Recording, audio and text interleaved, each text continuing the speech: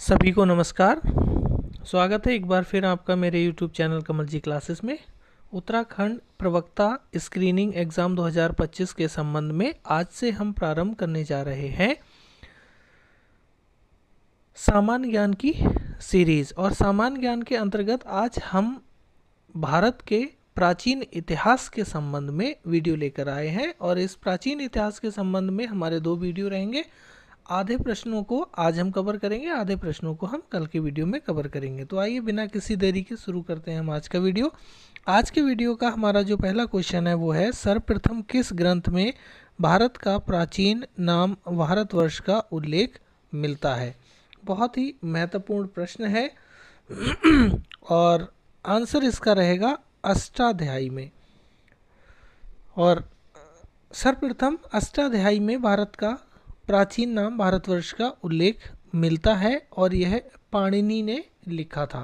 इसके कभी कभी लेखक भी पूछ लिए जाते हैं। दूसरा प्रश्न है हमारा, यूनानी आक्रमणकारियों ने भारत को किस नाम से संबोधित किया था। तो यूनानी आक्रमणकारियों ने भारत को इंडिया नाम से संबोधित किया था। ऑप्शन बी सही उत्तर होगा। अगला है प्रश्न संख्या 3, प्राचीन भारतीय इतिहास को जानने हेतु ऐतिहासिक स्रोतों को कितने भागों में विभाजित किया जाता है। तो यह आपका विभाजित किया जाता है 3 भागों में। ऑप्शन ए सही उत्तर होगा। और 3 भाग कौन कौन से हैं? साहित्यिक स्रोत, पुरातात्विक स्रोत और यात्रा वृत्तांत। नेक्स्ट है प्रश्न संख्या 4, कहता है निम्नलिखित में से कौन एक वेदांग का अंग नहीं है। तो यहाँ पे जो वेदांग का अंग नहीं है वो आपका पाठ्य होगा। ऑप्शन डी सही उत्तर। बाकी हमारे वेदांग 6 हैं, शिक्षा, कल्प, ज्योतिष, व्याकरण, निरुक्त और छंद। तो यहाँ शिक्षा, कल्प, निरुक्त दिए हैं, पाठ्य हमारा वेदांग नहीं है। अगला है प्रश्न संख्या 5, कहता है धर्मनिरपेक्ष साहित्य राजतरंगिणी की रचना किसके द्वारा की गई थी। तो राजतरंगिणी की जो रचना है वो कही गई थी कल्हड़ के द्वारा। ऑप्शन सी सही उत्तर होगा प्रश्न संख्या 5 के लिए। अगला है हमारा प्रश्न संख्या 6, कहता है किस पुराण में मौर्य वंश के संबंध में अधिक ऐतिहासिक जानकारी प्राप्त होती है। तो यहाँ पे मौर्य वंश के संबंध में अधिक जानकारी जो हमें विष्णु पुराण में प्राप्त होती है। ऑप्शन डी सही उत्तर होगा प्रश्न संख्या 6 का।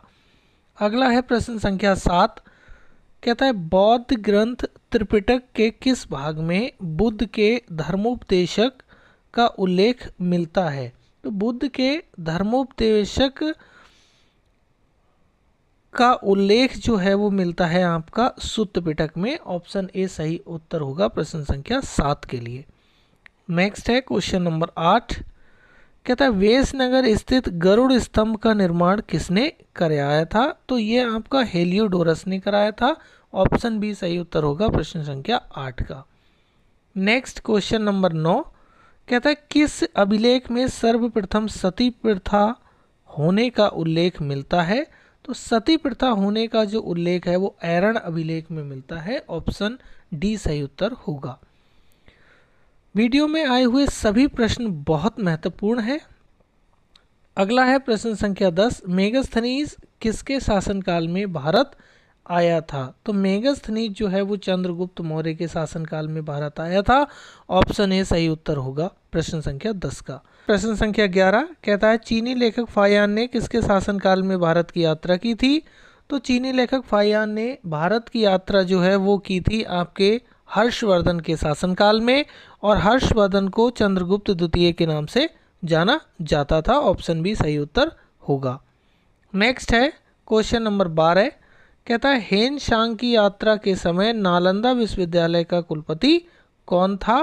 तो हेन सांग की यात्रा के समय नालंदा विश्वविद्यालय के जो कुलपति थे वो सीलभद्र थे। ऑप्शन सी सही उत्तर होगा प्रश्न संख्या 12 का।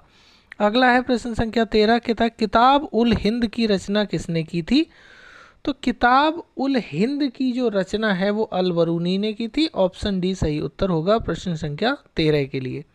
अगला है प्रश्न संख्या 14, कहता है प्राचीन आहत सिक्के को साहित्य में क्या कहा जाता था। तो प्राचीन आहत सिक्के को साहित्य में काशार्पण कहा जाता था। ऑप्शन ए सही उत्तर होगा प्रश्न संख्या 14 के लिए। अगला है प्रश्न संख्या 15, कहता है पूर्व पाषाण काल या पूर्व पाषाण युग में मानव की जीविका का मुख्य आधार क्या था? तो पूर्व पाषाण काल में मानव की जीविका का मुख्य आधार शिकार था, जिसे आखेट भी कहा गया है। कहीं ये शब्द आपको आखेट के रूप में भी देखने को मिल सकता है। अगला है प्रश्न संख्या 16, कहता है पश्चिमोत्तर भारत के किस नदी घाटी क्षेत्र में पुरापाषाण के साक्ष्य प्राप्त हुए हैं? तो ये सोहना नदी घाटी क्षेत्र में पुरापाषाण के साक्ष्य प्राप्त हुए हैं। बाकी अन्य जो नदियां हैं सिंधु, रावी, झेलम, ये पूर्वोत्तर की नदियां हैं। यहाँ से भी आप इसको ऑप्शन लगा सकते हैं। नेक्स्ट है क्वेश्चन नंबर 17, ज्ञानी मानव जिसको होमी सपियंस कहा गया है का आविर्भाव इस धरती पे कब माना गया है? तो ज्ञानी मानव का जो आविर्भाव है धरती पे वो 30 से 40 हजार वर्ष पूर्व माना गया है। ऑप्शन सी सही उत्तर होगा प्रश्न संख्या 17 के लिए। नेक्स्ट है हमारा क्वेश्चन नंबर 18, कहता है कृषि का प्राचीनतम साक्ष्य कहाँ से प्राप्त हुआ है? तो कृषि का जो प्राचीनतम साक्ष्य है वो हमारा मेहरगढ़ से प्राप्त हुआ है। ऑप्शन बी सही उत्तर होगा प्रश्न संख्या 18 का। नेक्स्ट क्वेश्चन नंबर 19, मनुष्य ने सर्वप्रथम किस धातु का प्रयोग किया था? तो मनुष्य ने सर्वप्रथम तांबा का प्रयोग किया था। ऑप्शन बी सही उत्तर होगा। अगले प्रश्न की बढ़ते हैं। अगला है हमारा प्रश्न संख्या 20, भारत में पुरापाषाण कालीन औजारों की खोज किसने की थी? तो पुरापाषाण कालीन औजारों की खोज जो है वो की थी रॉबर्ट ब्रूस फुट ने। ऑप्शन सी सही उत्तर होगा। प्रश्न संख्या 21 कहता है कृषि एवं पहिए का आविष्कार किस काल की देन माना जाता है? तो कृषि एवं पहिए का आविष्कार जो है वो नवपाषाण काल की देन माना जाता है। ऑप्शन सी सही उत्तर है।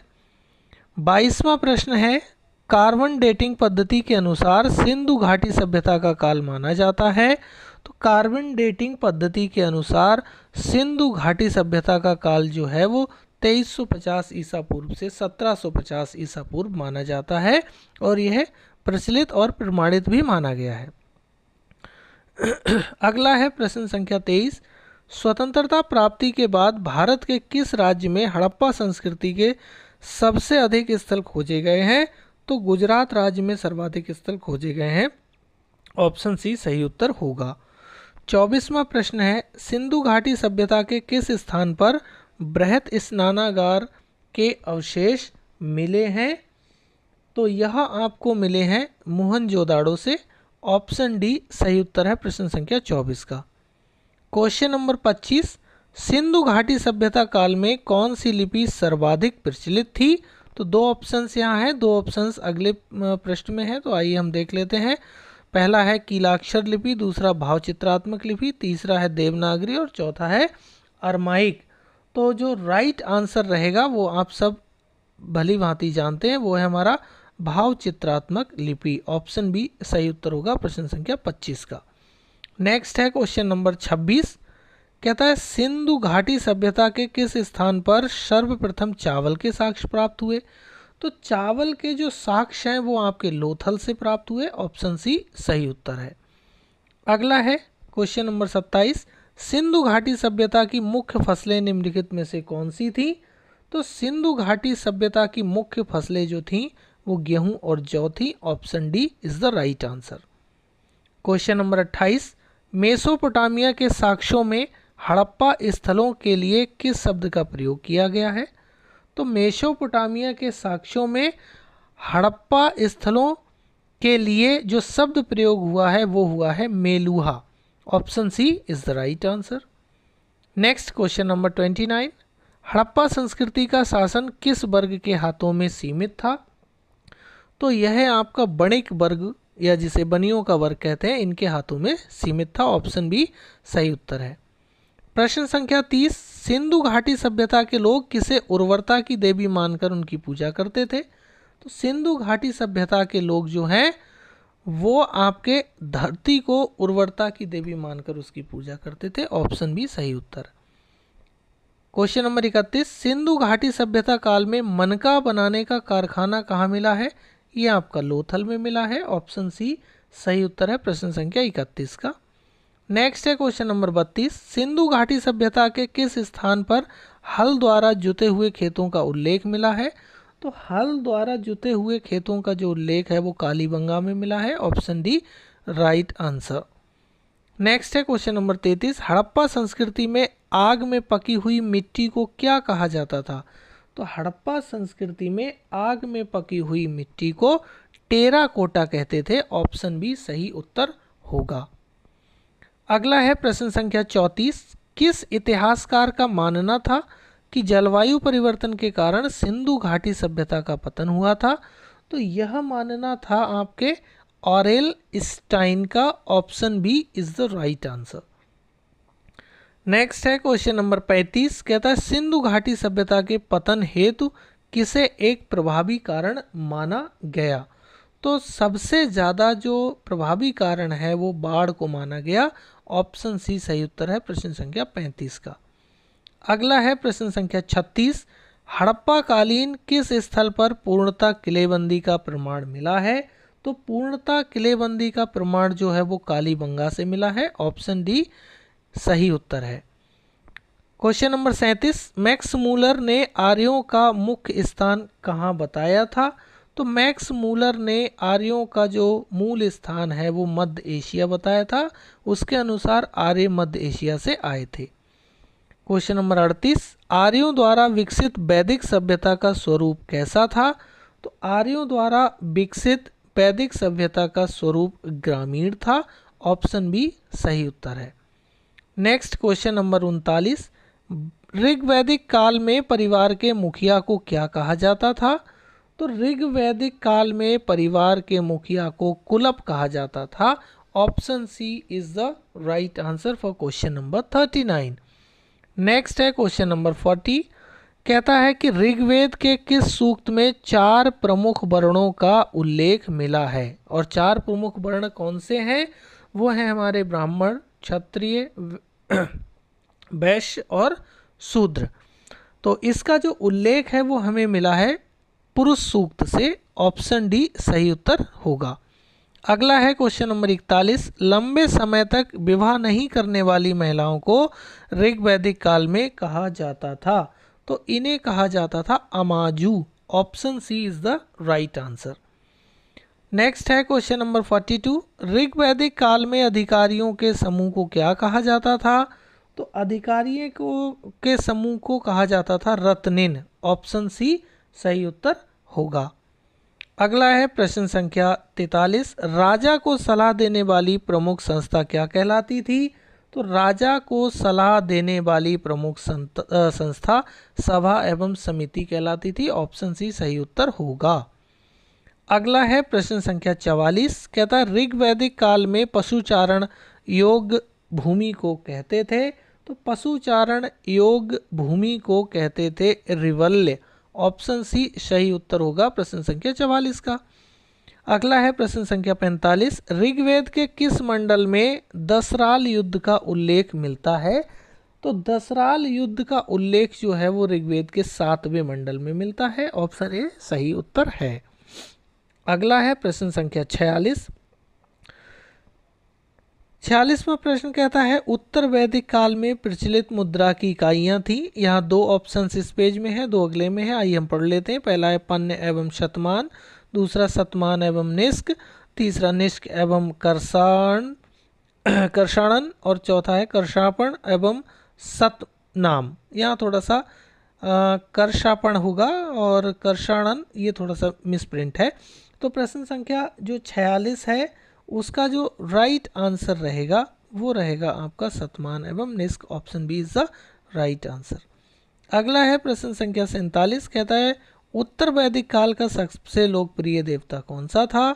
तो उत्तर वैदिक काल का जो सबसे लोकप्रिय देवता थे वो प्रजापति थे। ऑप्शन सी सही उत्तर है। अगला है क्वेश्चन नंबर 48 जो कई बार परीक्षाओं में पूछा गया है। सत्यमेव जयते किस उपनिषद से लिया गया है? तो सत्यमेव जयते को लिया गया है मुंडको उपनिषद से। Option D is the right answer.